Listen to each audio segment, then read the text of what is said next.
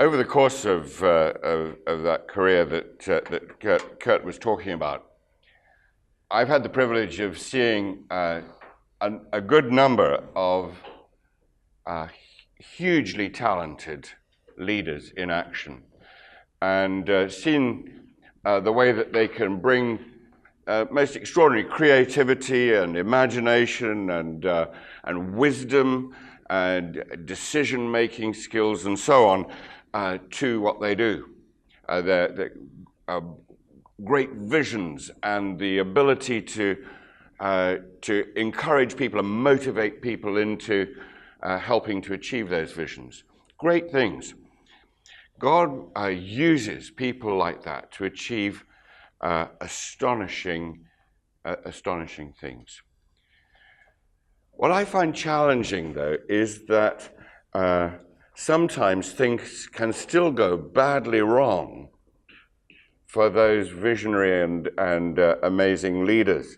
I've worked with a number over the years, and I can recall a number of occasions when things have really, we've hit a rock of some kind. Something has gone seriously wrong,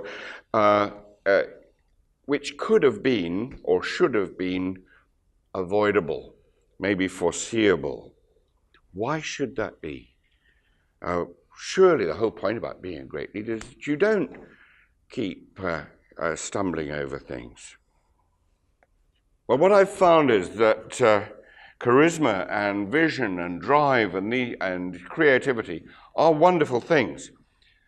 But as well as those amazing leadership qualities, we actually need some management skills to go with them. People sometimes try to differentiate between leading and managing. I'm asked what's the difference between a leader and a manager.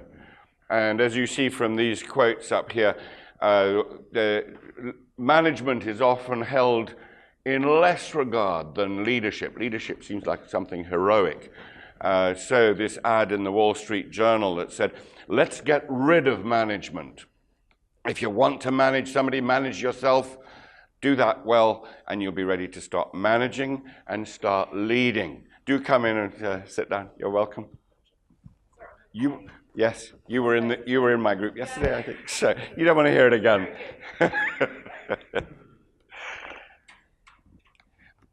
I had the privilege of being taught by John Cotter when I was at business school, and he has what I think is a more balanced and a wiser, more reflective view of these two things. Leadership, he says, is about coping with change, while management is about coping with complexity, dealing with things that challenge the mind and cause us to try to figure out a way forward. I think that that's quite a good way to think about it.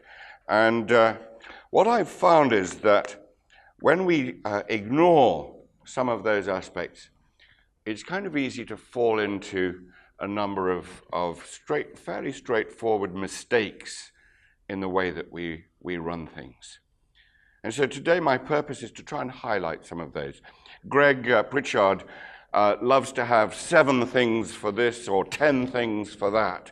So he kind of backed me into 7 mistakes, 7 of the commonest management mistakes. I don't know if there are 7. When I actually counted them up and did a presentation, I found that I had 9 to my great surprise. You may have the notes that say 9, I don't know. But I suppose that actually there's probably, as Jesus said, 70 times 7 or 70 times 70 number of mistakes that people can make. We're very creative at finding mistakes that we can make. But one thing I can say is that I've been exposed to a number of these and have made a number of them myself. So I pass them on, not in any sense of pointing the finger, but rather in the sense of being a fellow mistake maker. And if you identify with something that I say, then don't despair, because these things are learnable and we can actually learn from one another's mistakes. So let me jump straight in with the first one. which, because I'm an Englishman and I like puns, is called Eyes and Nose. In other words, it's about yeses and nos. Sam Goldwyn said, "I don't want any yes men around me. I want everyone to tell the truth, even if it costs him his job." So the problem is that we can so easily, as leaders, try to surround ourselves with people who agree with us. The temptation is strong to do that because, I mean, who wants people around you who are disagreeing with you and saying, "No, I don't want that to happen"? But actually, the thing we most need as leaders is people who will challenge our thinking. People who will say to us, "I don't think that is such a great idea."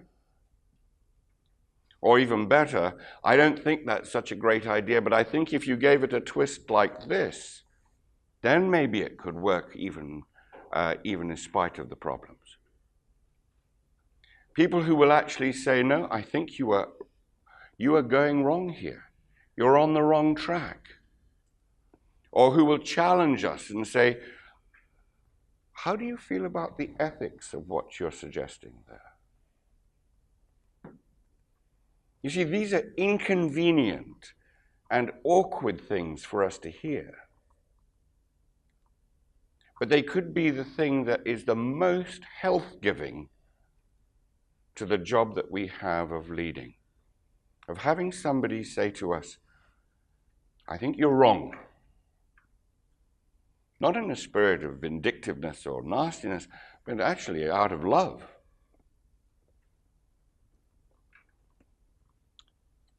You see, that's actually what governance is really all about.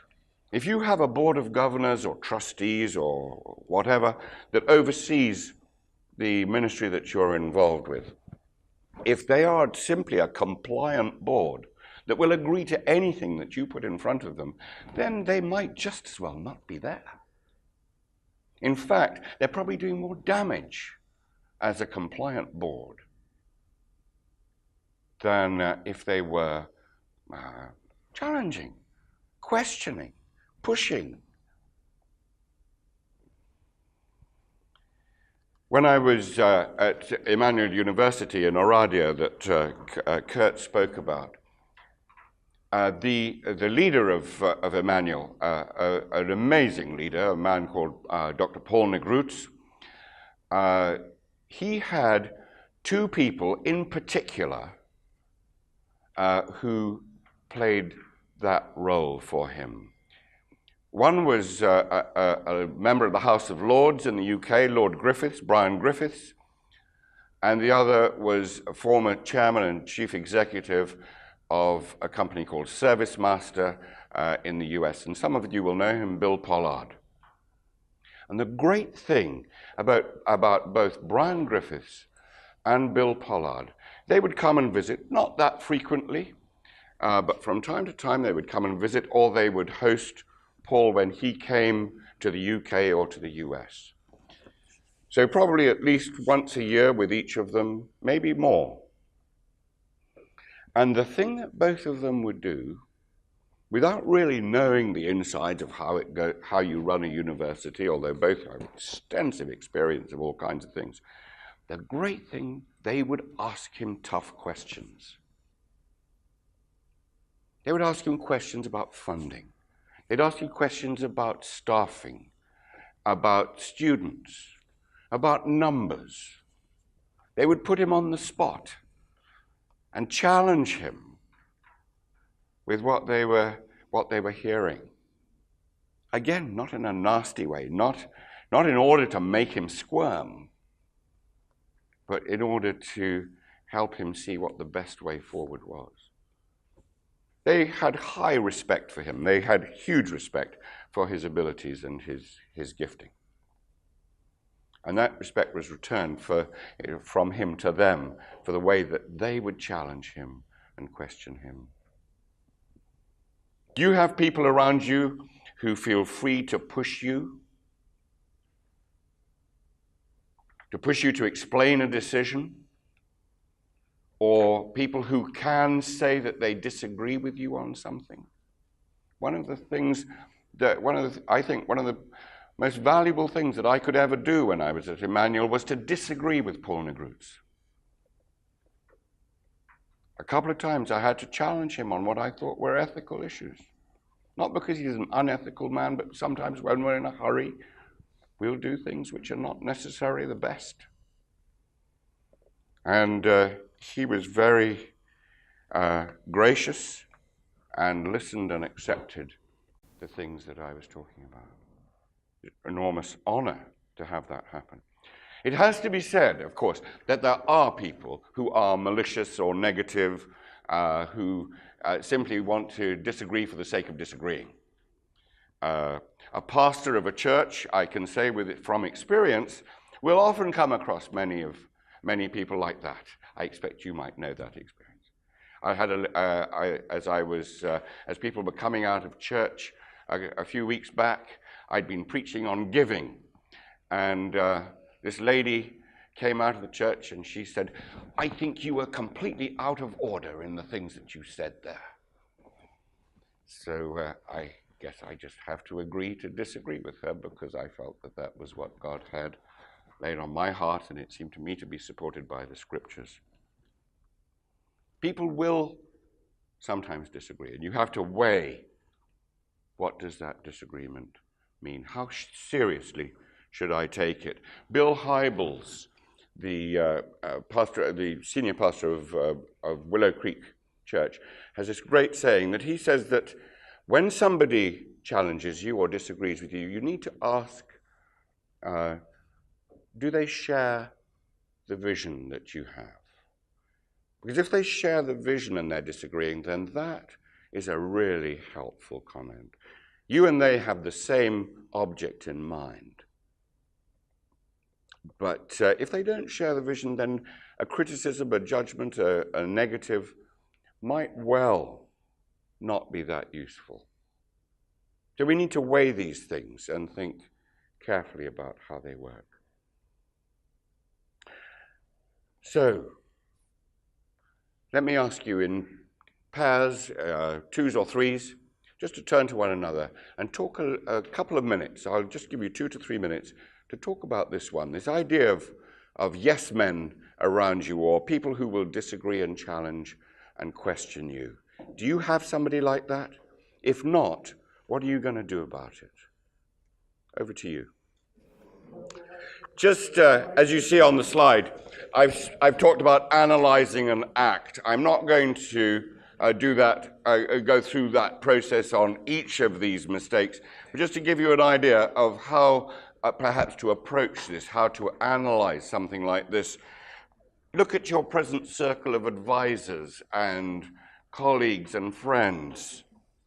Do they often, sometimes, seldom, or never disagree with you or challenge you or question you?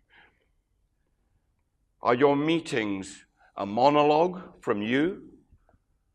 Or are they a dialogue between you and one other person, or you and different people at a time? Or are they actually a discussion and a debate in the group? If they're a monologue, you certainly need somebody to challenge you. If they're a dialogue, then there are probably better ways. What was the last time you took somebody's advice? How do you feel about outsiders coming in and asking you questions or challenging you? And then to act on it. To think about people whose minds you respect, whose abilities you admire, people who share the vision that you have, but who aren't part of your inner circle of advisors or inner circle of colleagues.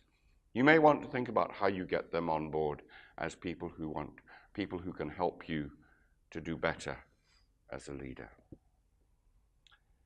Because the more fresh air and transparency that we can bring into that process of leadership, the better leaders we will be. I love Psalm 141, verse 5, with which I'll close this point. Let a righteous man strike me, it's a kindness. Let him rebuke me, It is oil on my head, and my head will not refuse it. What a good thought. Psalm 141, verse 5. And with that, I'm going to go on to the next point, which I've called present pleasure, future pain. None of us like being the bearers of bad news. I mention it there. Sophocles said, I well believe it, to unwilling ears, none love the messenger who brings bad news. And the result is sometimes that the messenger gets shot. It's natural enough, but it certainly can cause us a great deal of trouble if we don't actually deal with pain now rather than push it off to the future. I think that in part, the unwillingness to say something that is going to make somebody unhappy may be cultural. I've seen it quite often. I grew up in Africa, and in Africa, people will tell you often what they think you want to hear. I found similar kinds of things in Eastern Europe. Nobody wants to tell you something that they think is going to disappoint you. So sometimes if I would ask somebody, have you finished that work? Have you finished the project? And they'd say, yes. Only for me to discover sometime later that what they meant was, well, no, I haven't actually started it yet, but I have every intention of starting it very soon.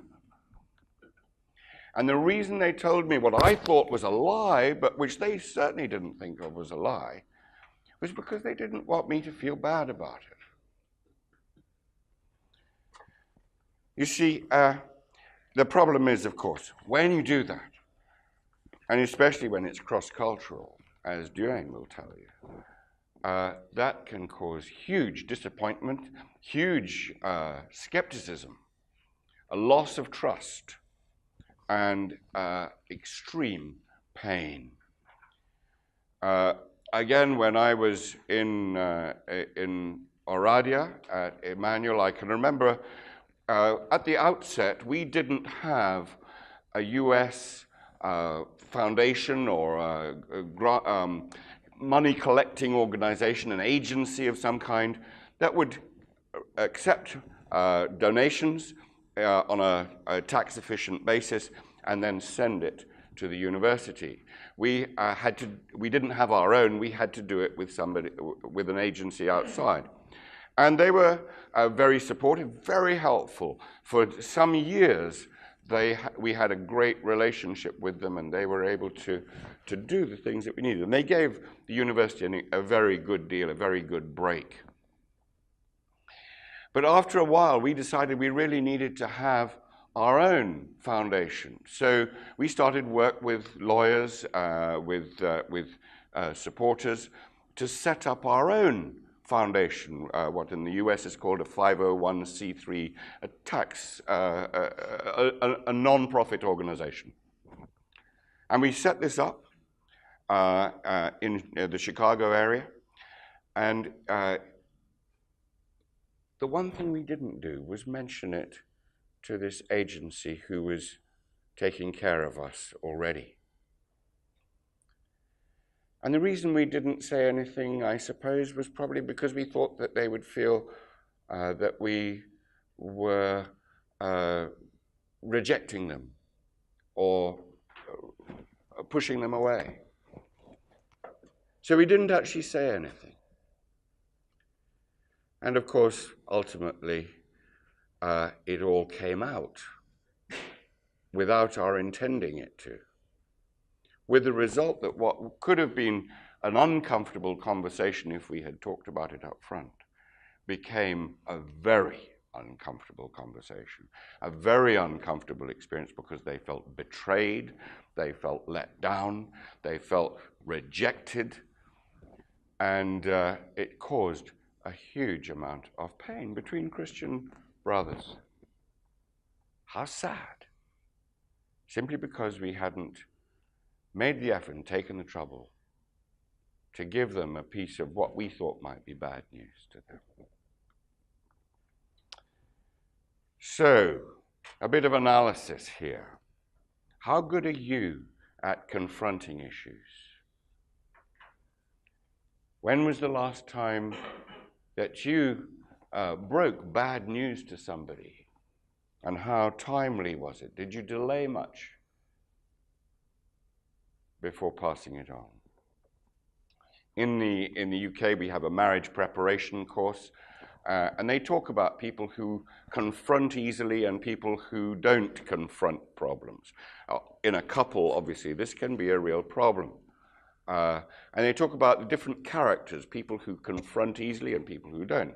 They call those who don't confront easily, they call them hedgehogs, because when they hit a problem, they kind of roll up into a ball, a prickly ball, and that's their defense mechanism. They keep everything at bay by rolling into a ball and leaving the prickles on the outside. But on the other side, there's the confronters, who are like rhinos. They come charging at a problem, and that can be also somewhat painful. If you've got two rhinos in a marriage, then that can be very uncomfortable, but at least you never have problems that you're holding back from each other. If you've got two hedgehogs, then that can be a real difficulty in a marriage. Ideally, what you want is one rhino and one hedgehog, because the rhino will push the hedgehog to confront things and will perhaps enable that marriage to work in a complementary way. Now, we can apply that same thing in our leadership roles. Are you a hedgehog or a rhino? How good are you at confronting issues? The action, obviously, is do think about taking the pain sooner rather than later when you face a difficult communication. Don't put it off. If we do put it off, it will be much more potentially damaging, much more potentially painful. We'll lose fewer friends or trusted advisors if we can have the courage and the courtesy to tackle things like this up front. So, I'm going to move straight on to the next one, which I've called the Allrounder. Leaders sometimes make the mistake of thinking that they have to be better than anybody else in the organization at everybody's job. I wonder if you fall into that trap. My father, he was a pastor in Kenya, and before he was a pastor, he was in a business like me. He'd run a trucking company. So he was very familiar with trucks and cars and engines and this kind of thing. He knew mechanics pretty well. And he was on one occasion, he was driving in Africa with his bishop in the passenger seat. The bishop, the guy in overall charge of a number of different parishes. And the car, as so often those days, broke down. And so my dad got out, and so did the bishop. And he opened up the hood, the bonnet, and looked underneath it. And my dad obviously was looking at whatever the problem was. But then the bishop kind of moved him out of the way and said, well, let me have a look at this, see if I can work out what it is. And it was clear after about a minute and a half that the bishop knew absolutely nothing about engines or mechanics or anything else. But somehow he felt that because he was the bishop, because he was the top guy, that he ought to know how that engine really worked, and so he ought to be able to do something with it. Well, maybe if he'd laid hands on it and prayed, that might have been the most effective thing that he could do. But certainly he didn't have any mechanical abilities to do that. The question is, what about us? As you look across your organization, do you feel that you need to be better than everybody else in the organization at the jobs that they're doing? If you've got somebody who handles the IT administration, the network administration, do you feel somehow as if you ought to know that network better than them? Or to know how to tinker better with it than they do? Your finance and accounting organization, do you feel as if you ought to know the ins and outs of the bookkeeping better than they do? Because if so, the problem is you're trying to do everybody else's job without, and what that means is that you're probably not doing your own. I thought John Lennox spoke very, very appropriately about that this morning, and I can see how, as a pastor in a small church, how easily I fall into doing the admin type jobs instead of doing the job that I'm supposed to be doing, which is teaching and preaching from the Bible. What about you? I wonder if you're trying to do other people's jobs, to what extent are you not doing yours? Let me invite you to turn back into your ones and twos or group and ask each other about that. Maybe if somebody in your first group did most of the talking, this time the other person do the talking. And let's see how that goes. Find out, are you doing your job, or are you trying to do everybody else's job? I guess the big challenge here is to learn to allow other people to be good at their jobs without feeling that we have to be even better than them at it. The big challenge here, the real action that we need here, is to be able to ask the right questions, so that when we are responsible for an organization, that we can actually ask intelligent questions that do have a bearing, that do enable other people to do well, that sharpen them and enable them to grow without feeling as if we have to be able to give the best answer to every question. We can't know every detail about the organization. We can make sure that we know the most important and the most salient features, and we can learn to ask good questions rather than expecting to have all the answers ourselves. Let me move on to the next one, which I've called Too Busy to Stop Being Busy. Teamwork is a lot of people doing what I say, is the quote there. Yeah, why not? My wife Anne told me the story of an occasion when we were in Romania. She was asked, because she's really a very good cook, a very good caterer and hospitality manager, she was asked to help advise and oversee the preparation of this reception for graduates at the school. So graduates and their parents were coming to this big reception, probably 200 or 300 people were going to be gathering, and there were platters of cold meats and bread and rolls and good things that were due to be put out there. So a few hours before this reception, she went over to the kitchens to see how things were going and to be involved there. And what she found was the head cook, the head chef, Romanian guy obviously, who was himself laying out the meats and all the goodies on platters himself, arranging it most beautifully, very meticulously and very carefully, while 5 people stood all around him watching him. And their job was, when he had finished putting all of these things beautifully in wonderful patterns, decorative skills, and he was very good at what he did. Their job was simply to take the platter and put it out on a table. As you may imagine, the food was very, very late for that reception, and half the people, by the time that the food actually arrived, had already left because they couldn't wait any longer. What a terrible waste. The food looked great, but it was too late for the reception for which it was intended.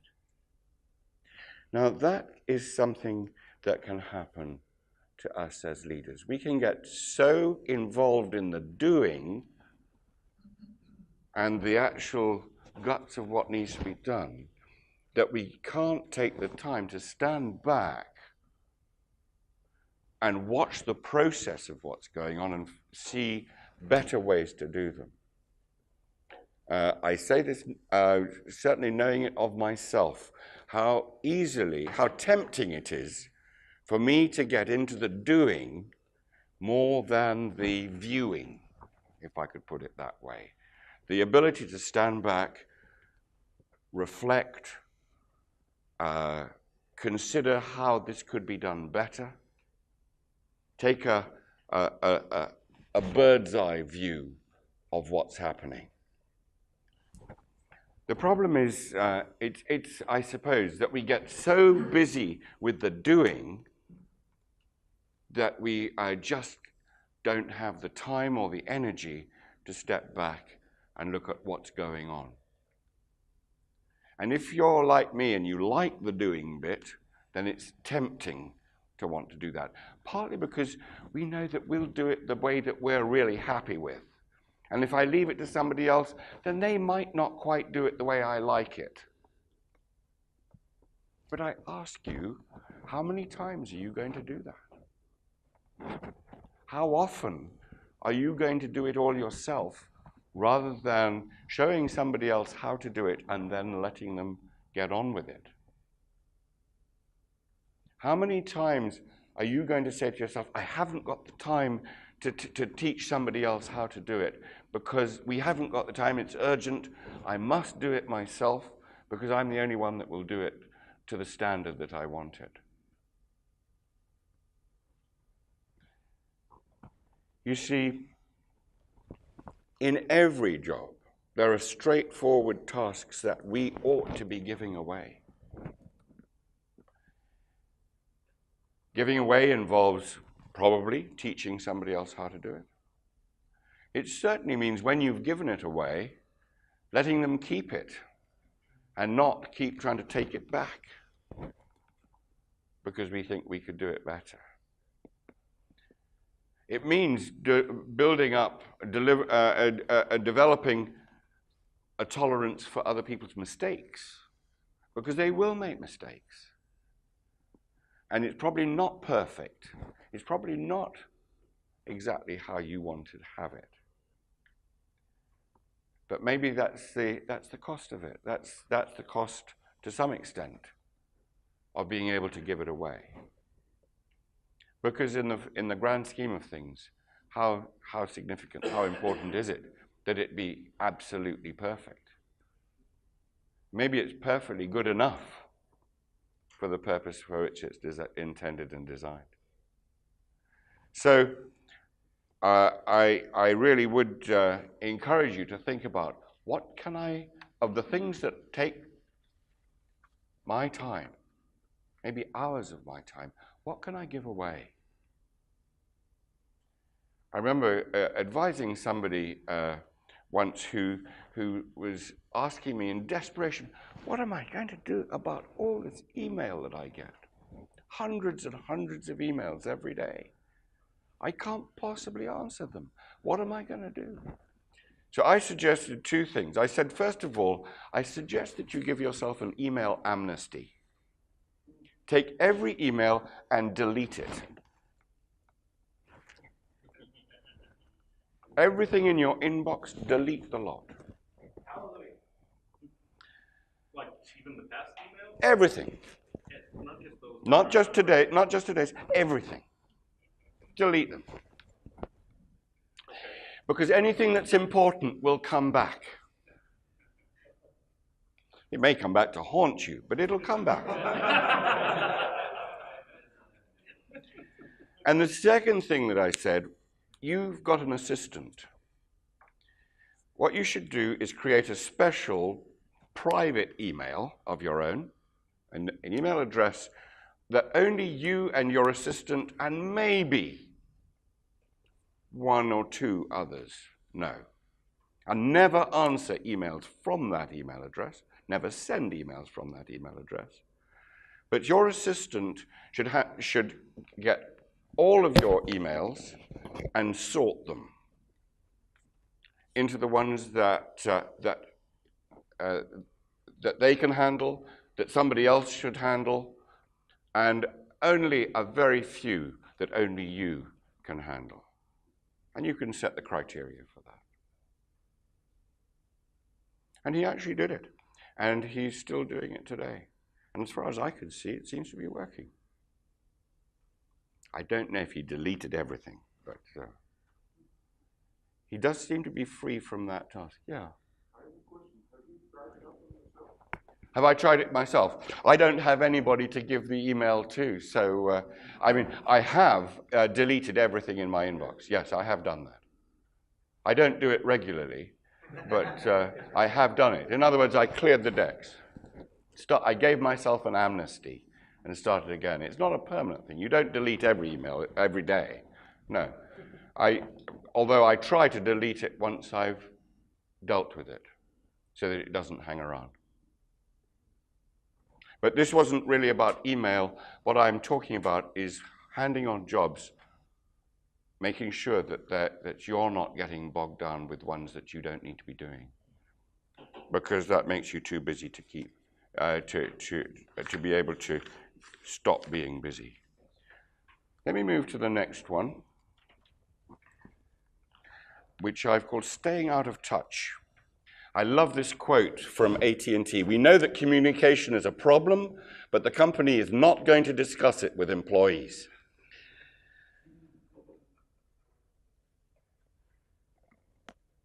Leaders often have really terrific ideas. They have great ideas, they think about them, they dream about them, they dream about how wonderful things will be when those plans come to reality. And within a short space of time, in their heads, they have developed the full-blown idea and the whole plan, and they're already halfway to reality. And all of this is before they've spoken about it to a single other human being. And the result is that they tend to be disappointed when people don't show the same enthusiasm for their idea.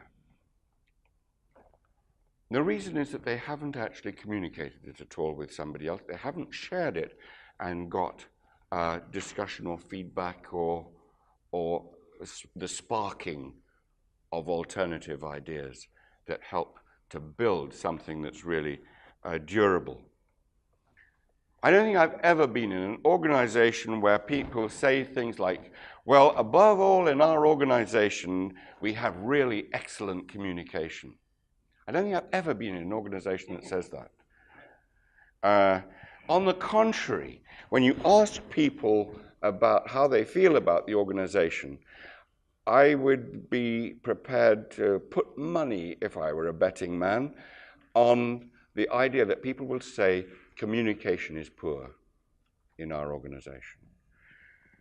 I remember very well, some years ago, church leaders in our church in London organized a team of people to go out and visit, and they visited every member of the church in order to talk to them about how things were going. And I mean, it was a useful exercise. There was really give and take and amazing communication when you think about it. The single most, the biggest complaint was lack of communication, which is slightly ironic in the circumstances. The reason people feel that is because they feel that they're being kept in the dark in some way, as if they're not part of the whole process of being able to know where the organization or where the venture is going. And they like to be part of that. People like to feel that they are not being kept in the dark, or even that they have a voice. So clearly, communication is a two-way process. It's both a listening and a passing on of information.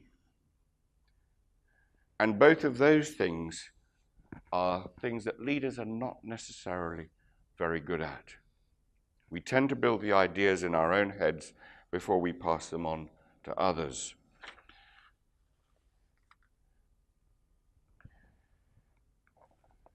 We have such opportunities, actually, with email, with electronic communication these days. There are opportunities which we perhaps don't use as well as we could. Especially within an organization, we have extraordinary opportunities to keep people abreast of what's going on, to help them to see what the critical issues are, what the decision-making process is, the opportunity to be frank and upfront about what's going on. I remember back at American Express, big organization, I mean a huge organization, 100,000 employees at one time. And a new chief executive was appointed in the early 90s when the company was in a certain amount of difficulty. And one of the things that he did most effectively, he succeeded. He got an email communication out regularly to everybody in the organization, talking about things that he was doing, things that he thought were important, encouraging people to feedback to him, so that he reached the roots of the organization, the grassroots. He was able to communicate effectively with. We could do, I guess, the same things with technology today. And above all, I suppose, for the leader, is what we used to call MBWA, management by walking about. Actually being there in person with people, not shutting ourselves in an office, not simply being closeted in meetings, but actually being out there with the individual day by day, and answering questions, and asking good questions ourselves. Communication doesn't need to be elaborate, glossy, color magazines. Okay. I'm going to move on. I've got 5 minutes only. So because I've got 2 left, I'm going to pick one of them. And I'm going to pick this one. I'm going to live forever. Because Max Dupree, who's a very well-known chief executive and writer on leadership issues, he said, succession is one of the key responsibilities of leadership. And if you or I fell under a bus tomorrow, God forbid, who would take over in your job? Do you know? Do you care? And when you think about it, you may not have any immediate plans for stopping doing what you're doing, but it's not actually a reason for being completely oblivious to the need that there might be a need at some point for somebody to follow in your footsteps. The big mistake that leaders tend to make is to think that because it is a difficult problem, because it's quite difficult to sort out, they won't deal with it now. Especially, I think, in small organizations, it's hard to have much in the way of management depth. We can't have kind of a tier of people all ready and waiting to step in and take over. That is probably unrealistic. But in that case, we have to decide, what are we going to do about this issue? Now, it may be that if you're in the job of director of the head of the organization, or in a senior position, that it's not, you may feel it's not your job, and it may not be your job to find your successor. It may be your board of directors or somebody like that who's responsible for it. But I suggest to you that you also have a responsibility as a leader to be prompting that board to be thinking about succession. Because even if you have no plans to move or whatever, first of all, the unexpected can happen. But secondly, things change over time. And there's going to come a point probably when you maybe want to do something different. And they're going to need to replace you. So you need to be making them aware of the need to be preparing for that day, for that possibility. Now, it may be that you have a good deputy, somebody who is your next in command. What are you doing about preparing them for taking over command? Do you think they're up to it? If they're not up to it, then where are you going to find that person? Is there somebody else in the organization that maybe has that potential, but who needs quite a lot of development, training, support, exposure, more experience in order to get them ready for that role?